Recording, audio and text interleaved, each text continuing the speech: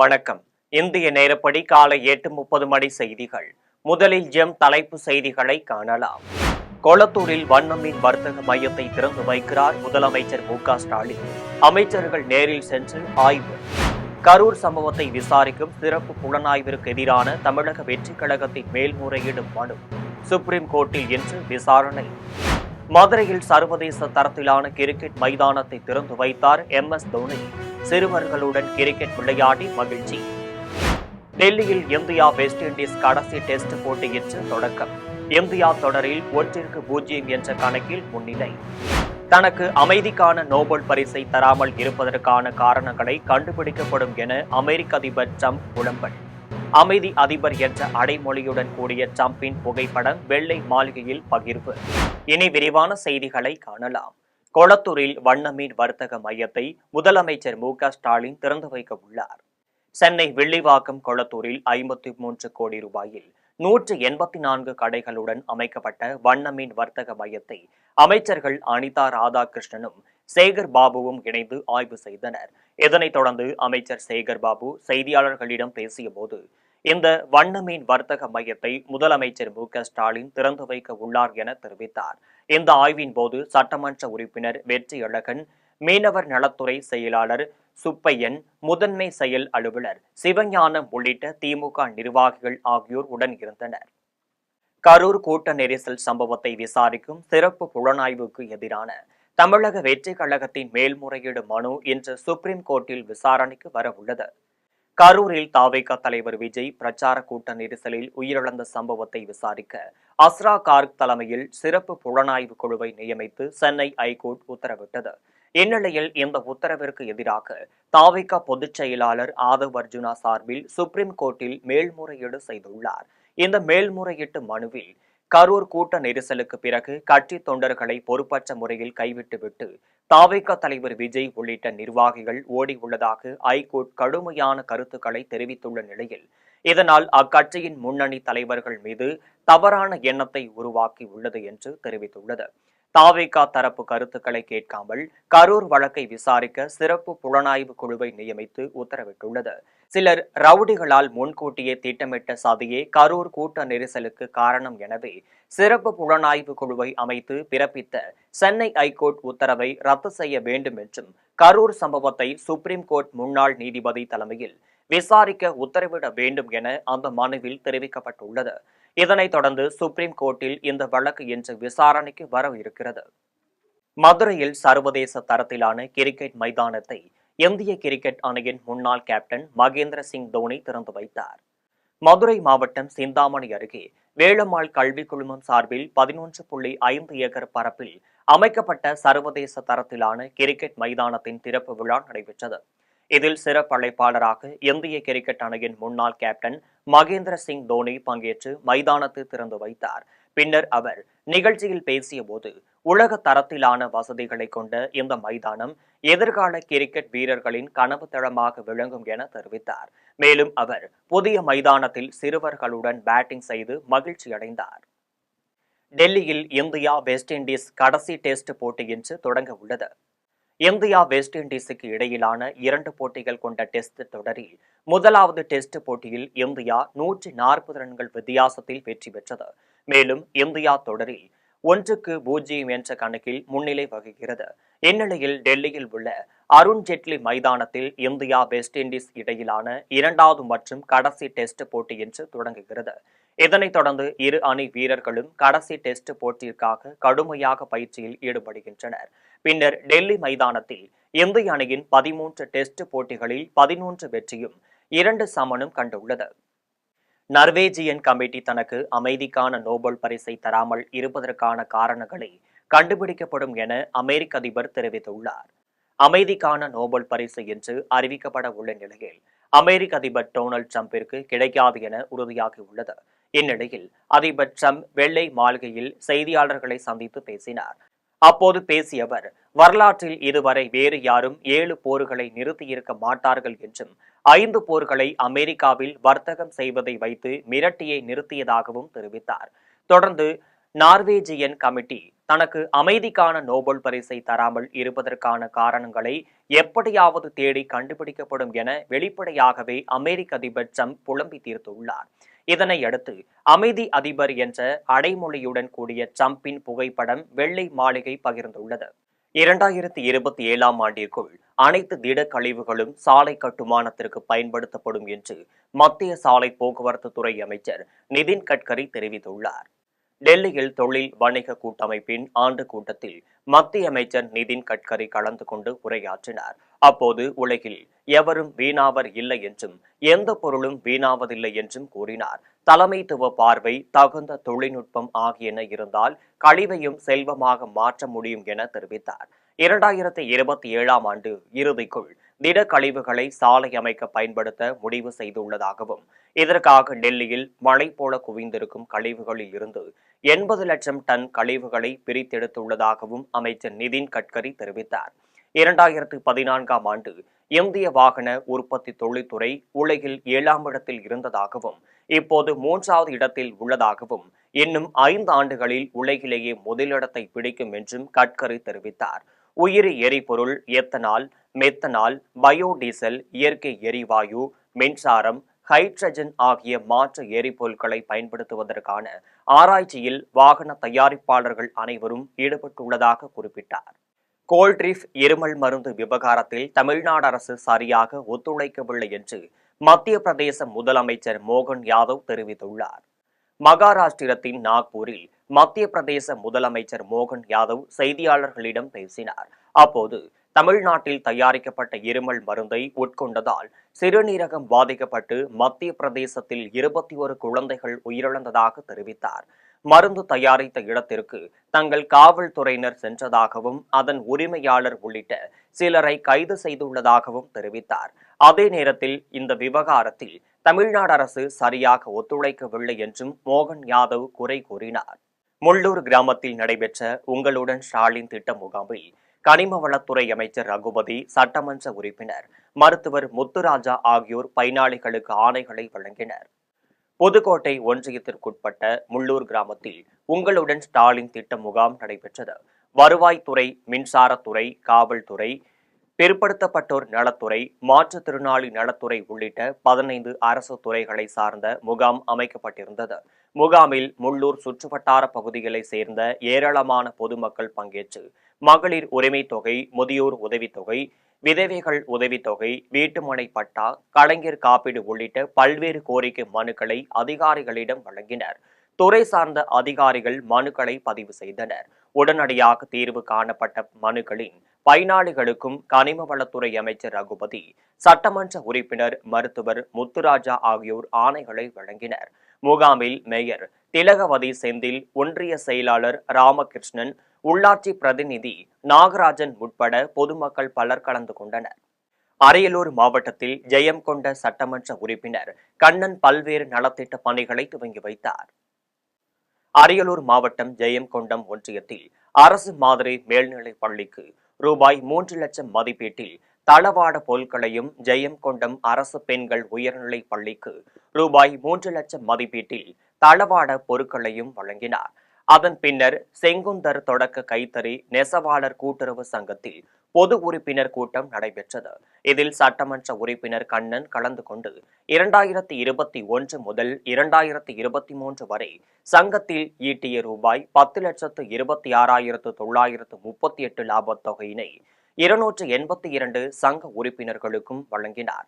அதனைத் தொடர்ந்து உடையார்பாளையம் பேரூராட்சியில் புரட்சி தலைவர் எம்ஜிஆர் சத்துணவு திட்டத்தின் கீழ் ரூபாய் 8,44,000 மதிப்பீட்டில் ஊராட்சி ஒன்றிய துவக்க பள்ளியில் புதிய வகுப்பறை கூடிய சமையல் கட்டிடத்தை திறந்து வைத்தார். இதேபோன்று இடையார் ஊராட்சியில் எம்ஜிஆர் சத்துணவு திட்டத்தின் கீழ் ரூபாய் 8,44,000 மதிப்பீட்டில் இடையார் ஊராட்சி ஒன்றிய நடுநிலைப் பள்ளியில் புதிய வகுப்பறையுடன் கூடிய சமையல் அறையை திறந்து வைத்தார். அதன் பின்னர் சட்டமன்ற உறுப்பினர் தொகுதி மேம்பாட்டு திட்டத்தின் கீழ் ரூபாய் 14 லட்சம் மதிப்பீட்டில் வானத்திரையன் பட்டணத்தில் மேற்கு ஆதி திராவிடர் தெருவில் தார் சாலை அமைப்பதற்காக சட்டமன்ற உறுப்பினர் கண்ணன் அடிக்கல் நாட்டி வைத்து பணிகளை துவங்கி வைத்தார். கேள்வி கேட்கும் உரிமையை அரசியலமைப்பு சட்டம் கொடுத்திருப்பதால் விமர்சனம் செய்வதை உள்துறை அமைச்சர் நமச்சிவாயம் இதோடு நிறுத்திக் கொள்ள வேண்டும் என்றும் சட்டமன்ற உறுப்பினர் சாய் சரவணகுமார் தெரிவித்துள்ளார். புதுச்சேரியில் செய்தியாளர்களை சந்தித்த உள்துறை அமைச்சர் நமச்சிவாயம் பதவி இல்லாத விரக்தியில் சாய் சரவணகுமார் பேசிக் கொண்டிருப்பதாக விமர்சனம் செய்தார். இந்த நிலையில் செய்தியாளர்களை சந்தித்த சட்டமன்ற உறுப்பினர் சாய் சரவணகுமார் கேள்வி கேட்கிற உரிமையை இந்திய அரசியலமைப்பு சட்டம் வழங்கியுள்ளதாக குறிப்பிட்டார். அமைச்சர் பதவியில் இல்லை என்பதற்காக வருத்தப்படாமல் பிரதமர் எந்த பணி கொடுத்தாலும் செய்யப்போவதாக தெரிவித்தார். இந்திய அரசியலமைப்பு சட்டத்துக்கே கிடையாதுன்றத மாண்புமிகு உள்துறை அமைச்சர் அவர்களுக்கு தெரிய வேண்டும். அதே போல இன்னொன்னு சொல்றேன், இந்திய அரசியலமைப்பு சட்டத்தில் சோனியாவுக்கும் ஒரு ஓட்டு தான், சானியா மிர்சாவுக்கும் ஒரு ஓட்டு தான், ராகுலுக்கும் ஒரு ஓட்டு தான், கோகுலுக்கும் ஒரு ஓட்டு தான், கடைகோடி தொண்டனுக்கும் ஒரு ஓட்டு தான், இந்திய நாட்டின் முதல் குடிமகனுக்கும் ஒரு ஓட்டு தான், நமச்சிவாயத்துக்கு ஒரு ஓட்டு தான், சாய் சரவணுக்கும் ஒரு ஓட்டு தான். ஒன்றுக்கு மேல ஒன்று இல்லை. அதுதான் இந்திய நாட்டின் ஜனநாயகம். அப்பேற்பட்ட ஜனநாயகத்தை பாதுகாக்க வேண்டியது எல்லோருடைய கடமை. ஒரு உள்துறை அமைச்சராக இருந்தவர் ரொம்ப ஈஸியா ஒரு வாய விட்டார். என்னன்னு, அமைச்சர் பதவியில் என்ற விரக்தியில பேசாங்க. நான் சட்டமன்ற உறுப்பினராக வரணும்னா என்னுடைய தொகுதி மக்கள் அனுமதி சீட்டு தரணும். நான் அமைச்சராக இருக்கணும்னாக்கா என்னுடைய நாட்டை ஆளுகின்ற பாரதிய ஜனதா கட்சி என்ன அமைச்சராக்கணும். மற்றபடி அமைச்சர் பெற்றுன்றது எங்க அப்பா வீட்டு பதவி கிடையாது. அது மக்களுக்காக பணி செய்கின்ற ஒரு சர்வீஸ் போஸ்ட். கரூர் துயர சம்பவம் தொடர்பாக தமிழக வெற்றிக் கழக மாவட்ட செயலாளர் மதியழகனை சிறப்பு காவல்துறையினர் 2 நாள் கஸ்டடியில் அழைத்து சென்றனர்.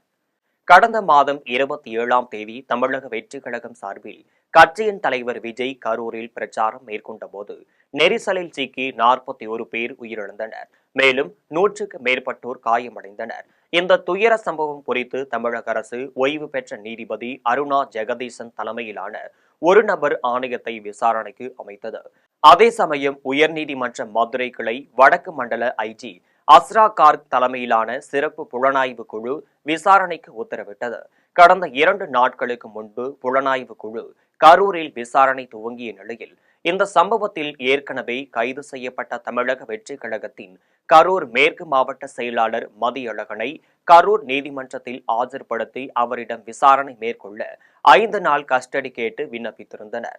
இதையடுத்து நீதிமன்றம் உத்தரவிட்டதின் பேரில் மாவட்ட செயலாளர் மதியழகனை புலனாய்வு குழுவினர் கஸ்டடியில் அழைத்து சென்றனர். இதுகுறித்து தமிழக வெற்றிக் கழகத்தின் சார்பில் நீதிமன்றத்தில் ஆஜரான சென்னை வழக்கறிஞர்கள் தெரிவிக்கையில், இதில் விசாரிக்கிறதுக்கான எந்தவித இதுவுமே இல்லை, ஆவணங்கள்லாம் கலெக்ட் பண்ணிட்டீங்க அப்படின்னு விஷயத்தை நாங்கள் சொல்லியிருந்தோம்.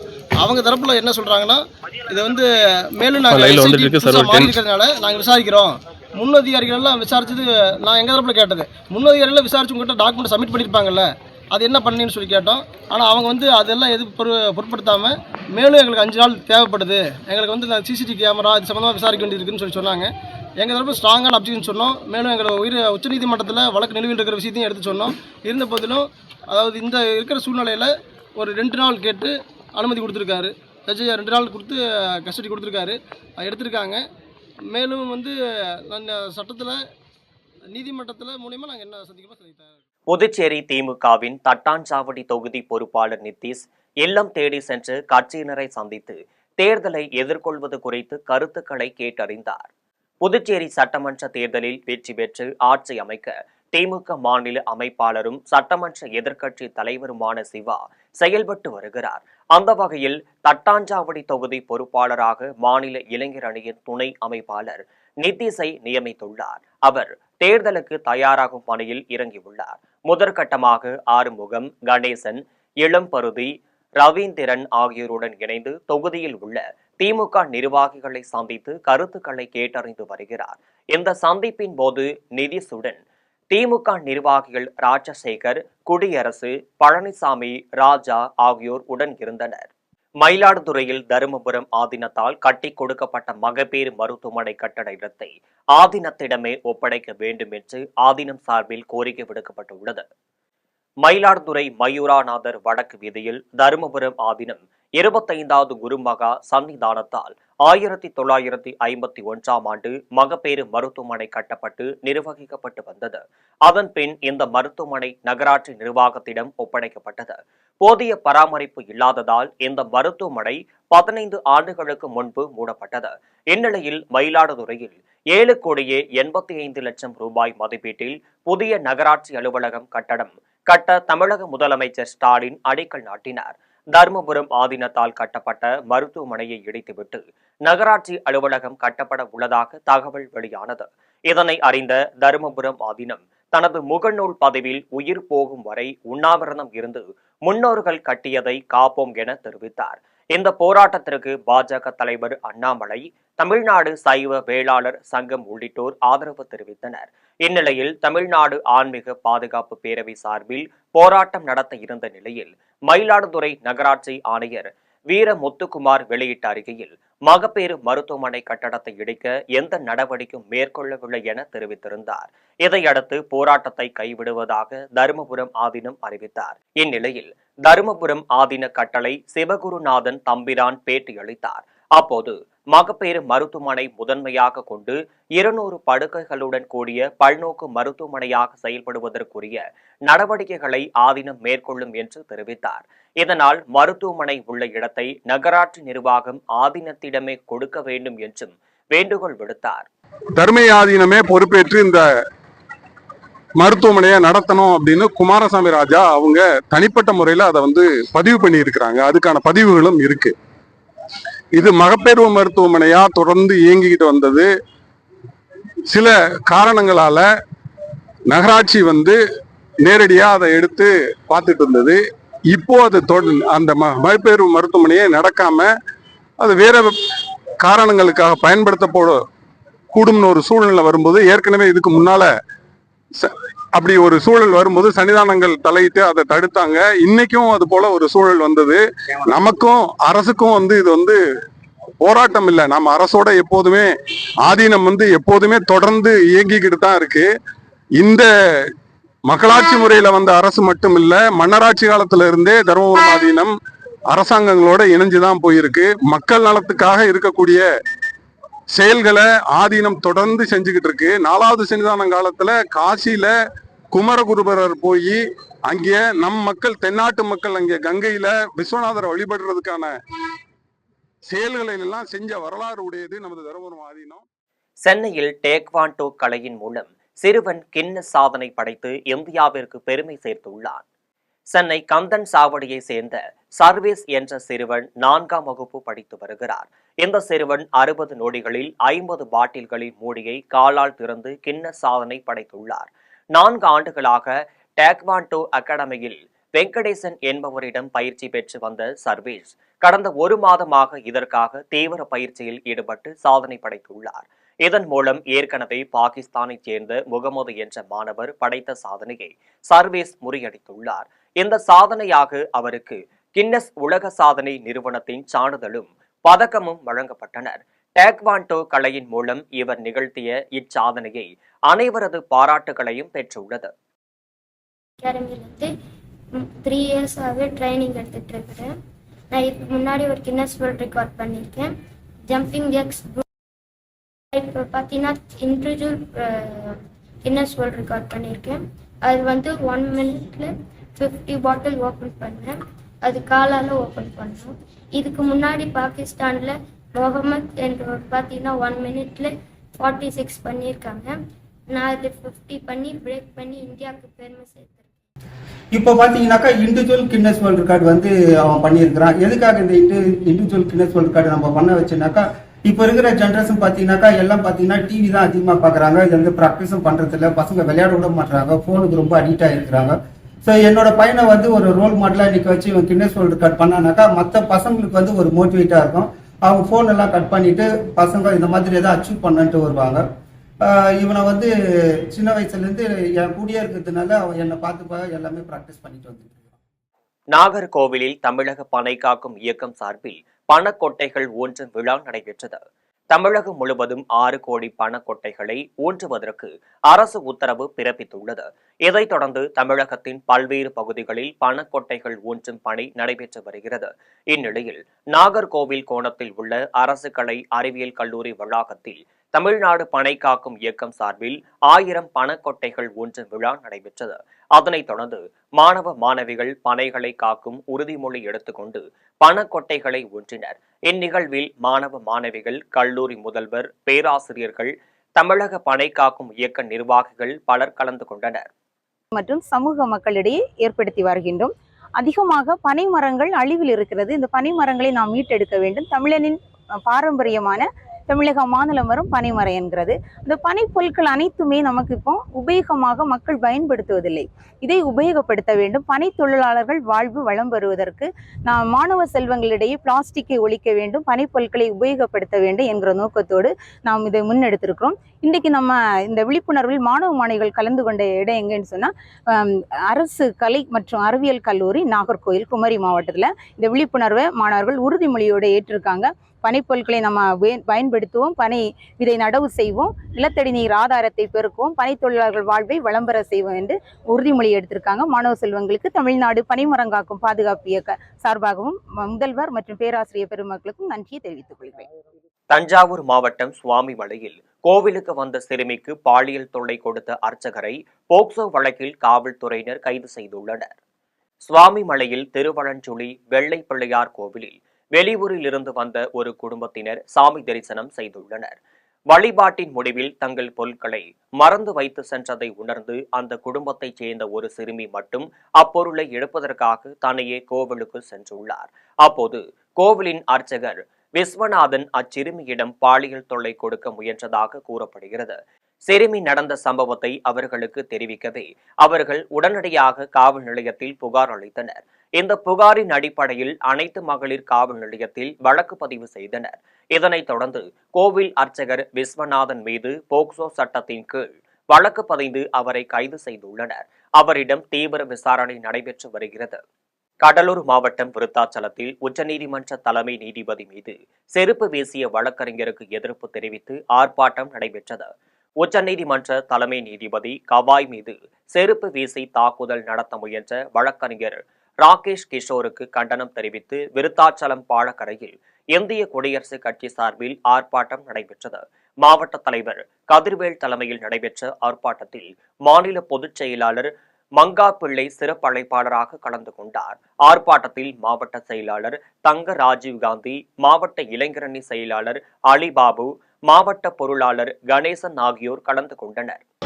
ராகேஷ் கிஷோர் என்கிற வழக்கறிஞரை தேசிய பாதுகாப்பு சட்டத்தில் கைது செய்ய வலியுறுத்தி இந்திய குடியரசுக் கட்சி சார்பில் இன்றைக்கு கண்டன ஆர்ப்பாட்டம் நடத்தியிருக்கிறோம். மாண்புமிகு நீதியரசர் அவர்கள் பௌத்த வழியிலே வந்தவர். அவர் அந்த வழக்கறிஞர் செருப்பை அவர் மீது வீசிய பொழுது கூட அதனை கண்டுகொள்ளாமல் அதை புறந்தள்ளிவிட்டு தன்னுடைய பணியே முக்கியம் என்பதை விலக்கி அதை எதுவும் பெரிதுபடுத்த வேண்டாம் என்று சொன்னாலும் கூட அவர் மார்பக புற்றுநோய் குறித்த விழிப்புணர்வு ஏற்படுத்த விழுப்புரம் அரசு தலைமை மருத்துவமனையில் பிங்க் நிறத்திலான குடைகள் தொங்கவிடப்பட்டுள்ளதாக மருத்துவர்கள் தெரிவித்தனர். மார்பக புற்றுநோயால் பெண்கள், ஆண்கள் அதிகமாக பாதிக்கப்பட்டு வருகின்றனர். மார்பக புற்றுநோயை ஆரம்பத்திலேயே கண்டறிந்து சிகிச்சை பெற்றால் முழுமையாக குணப்படுத்தி விடலாம். ஆனால் கிராமப்புறங்களில் மார்பக புற்றுநோய் குறித்த போதிய விழிப்புணர்வு இல்லாததால் அரசு மருத்துவத்துறை சார்பில் ஆண்டுதோறும் அக்டோபர் மாதம் மார்பக புற்றுநோய் குறித்து விழிப்புணர்வு ஏற்படுத்தப்பட்டு வருகிறது.